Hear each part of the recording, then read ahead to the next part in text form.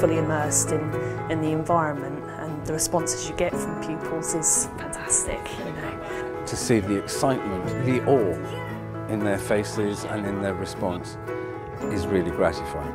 The children that are at this school don't get the opportunity to see the outside world and to experience life in the same way that able-bodied children do. In the past, there's been a lot of things we've not been able to do for our students, and this enables us to bring all sorts of environments to them, and it has so many applications. It's wonderful. We're in the barber shop.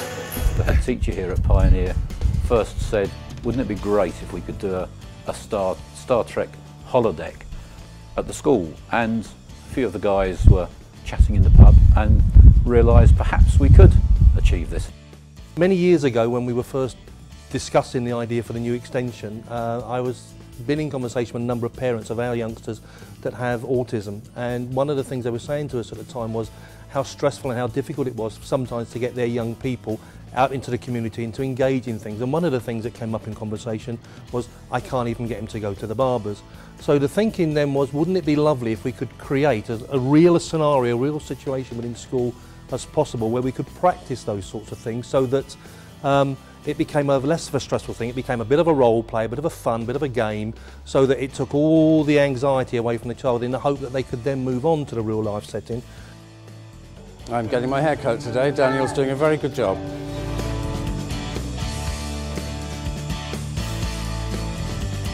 Instead of just reading the story and the pupils having to use imagination, which is a very difficult thing for some of our pupils, we can bring them in here and read the story, and they're surrounded by the whole atmosphere, which is, you know, very exciting. They walk into this room and the look on their face shows, you know, they think they're in a forest or they think they're in a snowy Arctic. You know, it's a very different kind of experience that you can't bring anywhere else other than getting them on a plane and taking them there. Myself and some colleagues took some children down to the mock-up of the immersive scenario. We did two things, one of which was the underwater scene we're in now, and the other was the barber shop. We were very impressed by these. The interaction and the pleasure that the students got for them was a big factor in us deciding that we really wanted immersive environments to be part of what we were planning to build at Columbus School and College as part of the BSF bid.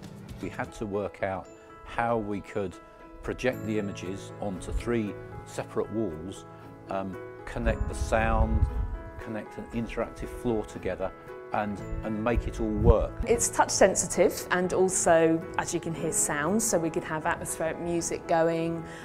We can have it so that a pupil could touch a particular area and an animal could make an appropriate sound, or anything else that we chose to put on the pictures. Since we've actually had installed the new immersive room, staff have looked at it and their creative minds have taken over, and they've come up with some wonderful thoughts and ideas about how we may be able to extend the range of things that we do in there. So at the moment I'd say we've just scratched the surface of the potential of that sort of space.